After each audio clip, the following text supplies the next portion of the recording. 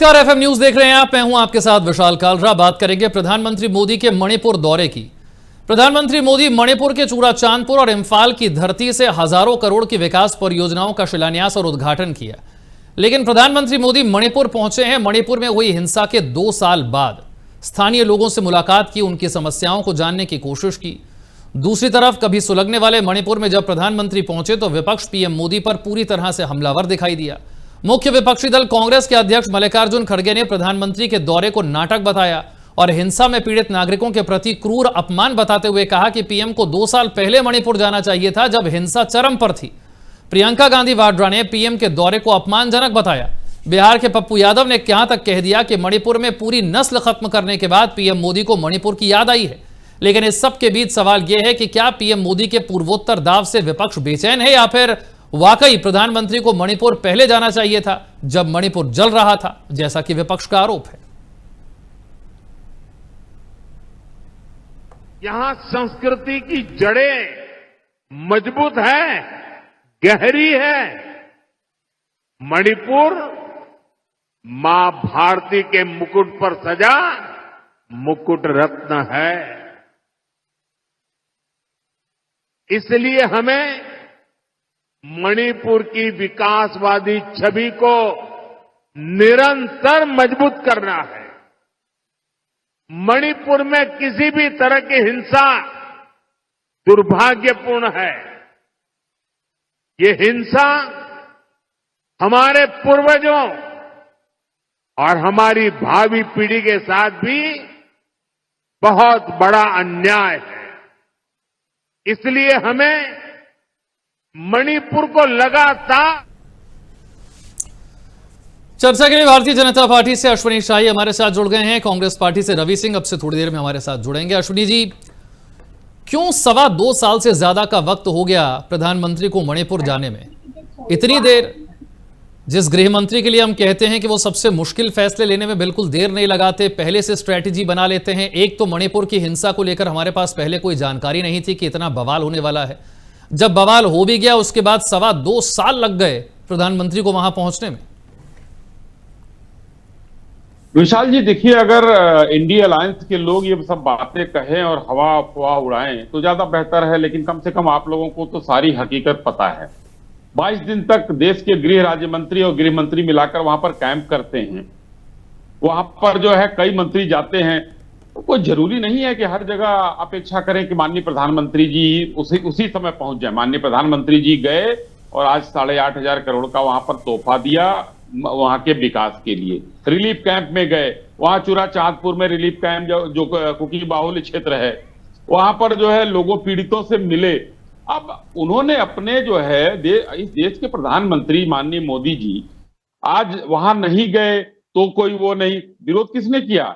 मणिपुर के लोगों ने नहीं, कांग्रेस के लोगों ने, जो सोरेश चचा के पैसे पर पलने वाले उनके जरखरीद नौकर हैं, वो आज झंडे लेकर जो है कांग्रेस कार्यकर्ता के रूप में वहां पर उनका विरोध कर रहे थे। बाकी मणिपुर की जनता तो शांति चाहती है, शांति सरकार ने दिया है उनको। वहां पर जो है हथियार जमा कराए गए हैं, वहां पर रिलीफ कैंप में के बाद लोगों को घरों में वापसी कराई गई है। वहां पर सारी जो सुविधाएं हैं वो सुविधाएं सरकार ने मुहैया कराई हैं। लेकिन कांग्रेसियों को विलाप करने की जरूरत है। कांग्रेसी देखिए किस तरीके से अभी गए थे हिंदुस्तान में, राहुल गांधी जो है जाकर आग लगाकर आ गए वहां। लेकिन अभी जो गए थे वहां वो एड्स पीड़ित जो है जाकिर नाइक और उसकी बेटी जो एड्स पीड़ित हैं उनके साथ मिलने गए, सोरेश के लड़के से मिलने गए। लेकिन क्यों 4 दिन चल दिए, उसके बाद थकान हो गई, स्कूटी चलाने लगे और देश के विरोधियों से जाकर मिल रहे हैं। हिंदुस्तान में कभी भी कांग्रेसियों ने देश के साथ खड़ा होने का काम नहीं किया है, तो आज ये सब बात कह रहे हैं। सिर्फ थोथा चना बाजे घाना की स्थिति रहती है और कहते हैं सब ये इस समय देश के सबसे बड़े दुश्मन ये इंडिया अलायंस के लोग हैं। नेपाल जला, कह रहे हैं हिंदुस्तान जल जाएगा। बांग्लादेश जला था तो कह रहे थे ये हो जाएगा। ये लोग आग लगाने का काम करते हैं, कभी शांति का काम नहीं करते। आज माननीय प्रधानमंत्री जी ने वहां कहा कि हम शांति के पक्षधर हैं, शांति से रहेंगे। उसके पहले वहां पर शांति स्थापित हो चुकी है। और एक अंतिम लाइन में कहना चाहता हूं, एक अंतिम लाइन। जब राजेश पायलट जी गृह मंत्री थे और जो है देश के प्रधानमंत्री कांग्रेसी हुआ करते थे, वहां पर 5 साल तक हिंसा हुई थी, 5 साल तक अनवरत हुई थी। कांग्रेसियों ने क्या कर लिया? इन कांग्रेसियों को समझ में नहीं आता है कि क्या हो रहा है, क्या नहीं हो रहा है, कौन बेहतर कर रहा है। सिर्फ चिल्लाना है, क्योंकि सत्ता इनके हाथ से चली गई है। देश को ये बेच नहीं पा रहे हैं, जो कि ओबामा ने अपनी किताब में लिखा है। 10 साल तक और रह गए होते कांग्रेसी तो देश को बेच दिए होते। जी, कांग्रेस से रवि सिंह हमारे साथ जुड़ गए, लेकिन उनसे हम बात करें उससे पहले कुछ और नेताओं की प्रतिक्रिया जरा आपको सुनवाते हैं। ये पूरा मणिपुर की जिंदगी खत्म कर, नस्ल खत्म कर, और पूरा मणिपुर जब चाइना के गोद में और भारत के संविधान से इतर हो गए हो, सामाजिक वातावरण खत्म कर दिया, तब वो मणिपुर जा रहे हैं। वाह रे वाह, वाह रे वाह, जय हो प्रधानमंत्री जी। सब कुछ गंवा के तब इन्हें मणिपुर याद आ रहा है। मणिपुर की बेटी तड़पती रही तब इन्हें याद नहीं आया। आज मणिपुर। हिंसा भड़कने के 2.5 साल बाद आखिरकार नरेंद्र मोदी जी आज मणिपुर जा रहे हैं, लेकिन सनद रहे वो वहां पर विस्थापित लोगों से मिलने या लोगों के आंसू पोंछने या उन। रवि सिंह भी हमारे साथ जुड़ गए। रवि जी, बीजेपी कह रही है कि प्रधानमंत्री ही जाएं हर राज्य में जहां पर हिंसा हुई हो, यह जरूरी नहीं है। केंद्र सरकार के कई मंत्री कई बार दौरा कर चुके हैं और शांति अब वहां पर स्थापित हुई है। मणिपुर उनके ही राज्य में जला ऐसा नहीं है, आपके राज्य में खूब जला मणिपुर, और तब भी मणिपुर के लिए कुछ नहीं किया गया। आज कम से कम वहां इतनी शांति हुई कि प्रधानमंत्री जा पाए। विशाल जी, देखिए, मैं अपनी वाणी को प्रारंभ करने से पहले भाजपा के नेता को जरा कुछ याद दिलाना चाहता हूं। इन्होंने कई चीजों का अभी जिक्र किया आपके सामने बैठ करके कि हमारा इतिहास रहा है जलने और जलाने का, और आजादी की ये बात कर रहे थे। ये वो लोग हैं जो आजादी का विरोध कर रहे थे 42 में। ये वो लोग हैं, इनके सावरकर जी, जो 37 में आप ये कहें कि मुस्लिम लीग के साथ भारत के 3 प्रोविंस में इन्होंने सरकार बनाई थी, और श्यामा प्रसाद मुखर्जी थी बंगाल में वित्त मंत्री हुआ करते थे। ये कहते थे कि अभी आजादी नहीं चाहिए, अभी तो जा करके और भर्ती होना चाहिए अंग्रेजों की सेना में।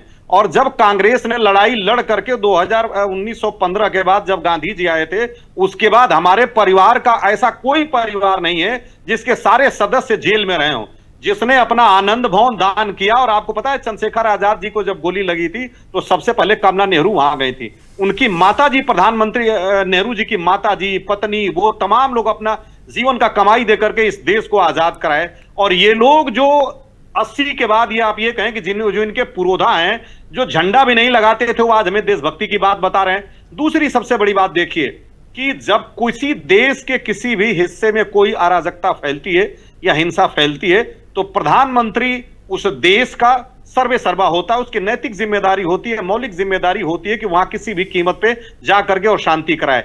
मई 2023 से मणिपुर जलना प्रारंभ हुआ, और अब सितंबर 2025 में लगभग 2 साल 5 महीने बाद प्रधानमंत्री जी को याद आ रहा है। ये प्रधानमंत्री जो विदेशों में एक कुत्ता कुचल जाता है तो ट्वीट कर देते हैं, लेकिन डायरेक्टली इंटरवेंशन इनका नहीं हुआ।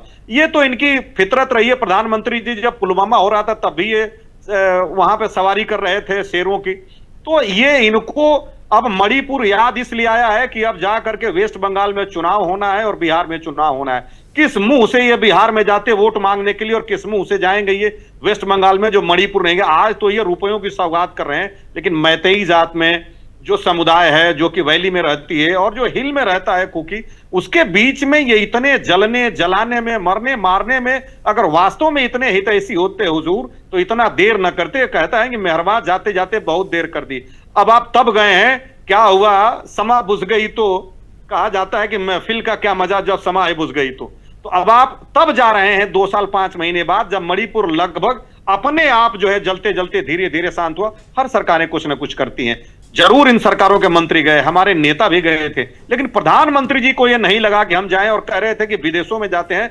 अगर आप, यही लोग कहते थे कि राहुल गांधी जी केवल विदेश में और पार्ट टाइम पॉलिटिशियन है, इस पार्ट टाइम पॉलिटिशियन ने सरकार की नाक में दम कर दिया, और ये सरकार उससे टी शर्ट का कलर नहीं बदलवा पाई, और उस आदमी ने इनसे लेटरल एंट्री, और तो छोड़िए जातिगत जनगणना, लैंड एक्विजिशन एक्ट, ये तमाम चीजें हटवा दिया। और आज पूरा का पूरा पूरा का पूरा भाजपा उस आदमी को पप्पू बनाने में हजारों करोड़ खर्च करके, और आज कौन पप्पू बना कौन गप्पू बना ये देश जानता है। अब इनके पास कोई मुद्दा तो बचा नहीं है, क्योंकि ये चुनाव हमेशा लड़ते हैं पाकिस्तान के साथ, धर्म के साथ, मुसलमानों के साथ और सेना के साथ। तो अब ऑपरेशन सिंदूर में सेना का इनका दाव चला नहीं, ट्रंप ने टैरिफ लगा करके और ऑपरेशन सिंदूर का क्रेडिट लेकर इनसे वो भी छीन लिया। उसके बाद जो इलेक्शन कमीशन है उसके अपने कारनामे इस तरह से हुए, ज्ञानेश जी ने कर दिया कि अब लोगों के दिल में एक इनके तरफ से नफरत सी पैदा हो गई। और जो ये कह रहे थे कि सत्ता के हम भूखे हैं, हम याद दिलाना चाहते हैं कि प्रधानमंत्री नेहरू जी जब तक सत्ता में रहे उनके परिवार का एक भी व्यक्ति, कोई आप ये कहें कि इंदिरा जी किसी सदन का सदस्य नहीं थी और पटेल जी की बेटी को लगातार राज्यसभा से भेजा गया। जब वो उनका देहांत हुआ तो इंदिरा गांधी प्रधानमंत्री नहीं बनी थी, मुरारजी ये लाल बहादुर शास्त्री बने थे, बाद में इंदिरा गांधी आई। इंदिरा गांधी के बाद उनके जाने के बाद राजीव गांधी जी नहीं थे, और 89 में ये पूरा उनके पास ये आप ये कहें कि जब पीवी नरसिम्हा राव जी बने थे तो ये अवसर था उनके पास प्रधानमंत्री बनने का, उन्होंने ठुकरा दिया। और सुनिए 2004 में भी वो प्रधानमंत्री बन जाती, कोई उनको रोकता नहीं, जो कह रही थी आपके सुषमा स्वराज जी। तो हमारा तो विरासत है त्याग का, हम सत्ता के लोलुप नहीं है। ठीक है, बहुत आपने पूरी त्याग की कहानी जो है वो सुना दी। ठीक है अश्विनी जी, जब त्याग में थोड़ी सी आहुति मैं भी डाल देता हूं विशाल जी, अगर आपकी इजाजत हो। तो आजादी के लिए जो है बड़ा विरोध किया इन लोगों ने, अच्छी बात है। मोतीलाल नेहरू जी जो है अंग्रेजों का ही मुकदमा लड़कर करोड़ों अरबों कमाए थे, उसी समय अंग्रेजों का ही लड़ते थे, हिंदुस्तान के पास पैसा ही नहीं था, गरीब देश था हिंदुस्तान। तो आनंद भवन उसी से बना लिया इन्होंने, और आनंद भवन बनाकर दान कर दिया। ये बताइए कि कोई भी एक व्यक्ति नेहरू गांधी परिवार का अगर फांसी चढ़ा आजादी की लड़ाई में उसका नाम बता दें। मणिपुर पर जेल में जाते, मणिपुर पर रहते हैं, ये चर्चा तो हमने कई बार की। मणिपुर पे रहिए, रवि जी ने इतना कहा तो कुछ तो जवाब मेरा बनता है। सावरकर पर अभी डांट सुने हैं सुप्रीम कोर्ट से, और फिर सावरकर पर उनके प्रवक्ता जो है कह रहे हैं। चलिए ठीक है, मैं आ ही जाता हूं, जो है मणिपुर पर ही आता हूं। चलिए आपका आदेश है। देखिए मणिपुर में स्पष्ट रूप से मैं कहना चाहता हूं कि इन्होंने कहा कि हमारे नेता गए, लेकिन जब राजेश पायलट जी 2.5 घंटे के लिए गए थे, उसमें 2 घंटे रहे वो एयरपोर्ट पर और आधे घंटे सड़क पर। और यहां पर नित्यानंद राय जी 22 दिन तक कैंप किए हैं, 3 दिन तक वहां पर माननीय अमित शाह जी रहे हैं, ये इन लोगों को नहीं दिखता है। और उस समय के इनके प्रधानमंत्री अगर गए हो, एक दिन छोड़िए 1 घंटे के लिए भी मणिपुर गए हो 5 साल के अंदर, तो बता देंगे, रवि जी बताकर जाएंगे कि उस समय राजेश पायलट जी के अलावा कौन नेता गया था आपका मणिपुर जब जल रहा था। तो तीसरी बात, मणिपुर जलाने में जो अभी जांच चल रही है, उस जांच में अभी बहुत चौंकाने वाली चीज आएंगी। जो एफडीएल एपी का आया था, सोरेश की कंपनी, जिसकी जर खरीद गुलाम, मैं कहता हूं उपाध्यक्ष वाइस प्रेसिडेंट की कुर्सी पर कौन बैठा था? मनमोहन सिंह जी की बेटी और सोनिया गांधी जी। सोनिया गांधी जी स्पष्ट रूप से जो है एफडीएल एपी जो म्यांमार में वो संस्था थी, उसकी वाइस प्रेसिडेंट थी। अब बताइए, वाइस प्रेसिडेंट और वाइस चेयरपर्सन होने के बाद भी सोरोस चचा के पैसे पर पलने वाले लोग वहां पर जो है शांति फैला रहे हैं। तो ये कांग्रेसियों का बड़ा वो है। मैं तीसरी बात कहना चाहता हूं, आजादी की लड़ाई की बात कांग्रेस करती है। ये कांग्रेस बताए ना कि कौन सी कांग्रेस है। आजादी वाली वो जिसको गांधी जी ने कहा था कि समाप्त कर देना चाहिए, या 69 में जब इंदिरा जी निकालकर बाहर कर दी गई थी वो कांग्रेस है, या राहुल कांग्रेस है? कौन सी कांग्रेस है, इनको तय करना पड़ेगा। और राहुल गांधी जी इस समय एलओपी हैं, लेकिन संविधान जेब में रखकर चलते हैं, और उसी संविधान की अवहेलना कम से कम सीआईएसएफ ने तो इस समय खोल दिया है उनका पूरा कच्चा चिट्ठा कि कब वो बाहर बगैर बताए प्रोटोकॉल तोड़कर कहां गए हैं, और उसके बाद कहते हैं कि हमारे ऊपर खतरा है। मणिपुर इस समय शांत हो गया है। मणिपुर में जब से जो है वहां पर सरकार का ध्यान गया है, जनरल वीके सिंह जी वहां पर भेजे गए हैं, बहुत सी चीजें परिस्थितियां बदली हैं। अब कोई जाए तो ये लोग तो जाते हैं तो केरोसिन। लेकिन अश्विनी जी, अब पूरा देश ये जानना चाहता होगा कि क्या मणिपुर में इस समय जो दिख रहा है वो पूरे तरीके से शांति है? क्योंकि आए दिन हिंसा की छुटपुट खबरें तो अभी भी आती रहती हैं। क्या कुकी और मैतेई समुदाय के बीच में हम किसी ऐसे समझौते पर या ऐसी बातचीत पर पहुंच पाए हैं कि यहां से आगे अब हिंसा का रास्ता वो नहीं अपनाएंगे, या अभी गारंटी नहीं है, अभी टेम्परेरी शांति है? आपको ये बताते हुए हर्ष हो रहा है विशाल जी कि जो नॉर्थ ईस्ट पूरा इलाका था, उस नॉर्थ ईस्ट को इन लोगों ने खत्म कर दिया था। लुक ईस्ट की पॉलिसी से हम लोग जो है आज ही उद्घाटन अश्विनी वैष्णव जी ने मिजोरम में किया है, ट्रेन का जो उद्घाटन किया है। आज हम लोगों ने पूरे नॉर्थ ईस्ट को, सिर्फ मणिपुर की बात नहीं कह रहे हैं, पूरे नॉर्थ ईस्ट को मुख्य धारा से हमने जोड़ा है, इंफ्रास्ट्रक्चर रोड का, इंफ्रास्ट्रक्चर एयर का बनाकर। उसी में जब मणिपुर में हम गए, मणिपुर में ये स्थितियां हुई। हिंसा तो महाराष्ट्र में भी होती है, पंजाब में भी होती है, उत्तर प्रदेश में भी होती रहती है, ये छिटफुट कुछ ना कुछ तो होता ही रहता है। लेकिन अब जो पहले की स्थिति थी, जैसे हम लोगों ने आसाम में बोडो और उल्फा को समाप्त किया, उनको जो है धीरे धीरे मुख्य धारा में ले आए, वहां पर भी कुकी और मैतेई को अब काफी हद तक, मतलब जब मैंने पहले कहा हथियार जमा करा दिए, तो जब उनके हथियार जमा कराकर हम लोग उनको मुख्य धारा में ले आ सकते हैं, तो वो कोई क्रांतिकारी और वो कोई जो उग्रवादी नहीं थे, वो तो एक लड़ाई लड़ रहे थे, आपस के दो समुदायों की लड़ाई थी, जो उस लड़ाई को सोरोस लड़वा रहा था, सोनिया जी का जो है जिस कंपनी में नौकर थी। तो ये जब लड़ाई वो लड़वा रहे थे, उसको आज शांत कर ले आए हैं। और आप छिटफुट की बात कर रहे हैं विशाल भाई, कुछ दिन बाद वो भी नहीं देखने को मिलेगा, क्योंकि आज माननीय प्रधानमंत्री जी चूराचांदपुर सड़क मार्ग से गए हैं, बारिश हो रही थी, तो वहां पर सड़क मार्ग के जिस तरीके से जो है पूरे मणिपुर ने उनका स्वागत किया है तिरंगे झंडे के साथ, ये बताने के लिए काफी है। और विरोधी दलों को ये आंखों में आंसू लाने का काम करने वाला है वो, जो आज वहां के मणिपुर के लोगों को जो शांति मिली है, विरोधी दलों के आंखों में आंसू आ जाए कि ये क्या हो गया, अब हमारी रोटी कैसे सिकेगी। जी रवि जी, दावा हो रहा है कि अब शांति आ गई है। विशाल जी देखिए, शांति तो इसलिए आई है कि जो एसटी स्टेटस को हाईकोर्ट ने दिया था उसको सस्पेंड कर दिया गया। और मैं कहना चाहूंगा अपने मित्र अश्वनी जी से कि सिर्फ मणिपुर का नाम सुने होंगे, मैंने मणिपुर में बीइंग ए आर्मी पर्सनल 2 साल काम किया है, और चूराचांदपुर में भी मैंने अपनी सेवाएं दी हैं। बड़ी खूबसूरत विरासत है मणिपुर की। और जो पूर्वोत्तर की बात कर रहे हैं, पूर्वोत्तर के सारे 7 राज्यों में मैंने अपनी सेवाएं दी हैं। तो अब ये बता रहे हैं तो मुझे अंदर से हंसी आ रही है। और आपने जो ये आयाम रचा है ना कि बेवफा की महफिल में दिल की बात क्या कहिए, खैरियत इसी में है कि खुद की बेवफा कहिए। अब आप लोगों ने इस तरह से मणिपुर जब सस्पेंडेड हो गया, वहां का एसटी का जो स्टेटस था, उसके बाद अब काफी अपनी विरासत से शांति पे आया, तो आप अब मरहम लगाने नहीं गए, आप राजनीति करने गए। मरहम तो तब लगाया जाता है जब घाव हरा हरा होता है। आप थोड़ा सूख जाने के बाद अब वहां सिर्फ दाग दिख रहा है और वहां जा रहे हैं पट्टी बांधने के लिए। आपको सोचना चाहिए कि हमारे तो नेता वहां गए, अब आप कहते हैं कि और लोग क्यों नहीं गए। अरे जब मुखिया वहां चला गया तो और लोग की आवश्यकता क्या है। मैं आपको उसका कार्यकर्ता हूं जो कहता हूं कि वहां सेवाएं दी है मैंने 2 साल चूराचांदपुर में, और बड़ी खूबसूरत विरासत है। लेकिन जब जिस व्यक्ति को जाना चाहिए वो नहीं गया, वहां की जनता अपने मसीहा को देखने के लिए तरसती रही कि 2 साल 5 महीने मेरा आका आ जाए, मेरा खेवनहार आ जाए, जो हर जगह जा करके कहते हैं मोदी की गारंटी है। लेकिन वहां मोदी की गारंटी बिल्कुल फेल हो गई। गारंटी छोड़िए, वारंटी भी वहां फेल हो गई। और अब आप जा रहे हैं 7,000, 8,000, 10,000 करोड़, बिहार में भी जाते हैं 1.5 लाख करोड़, 2 लाख करोड़। अरे ये तमाम तरह की बातों को छोड़िए और तकाजा है वक्त का कि तूफान से जूझे। कहां तक चलोगे किनारे किनारे?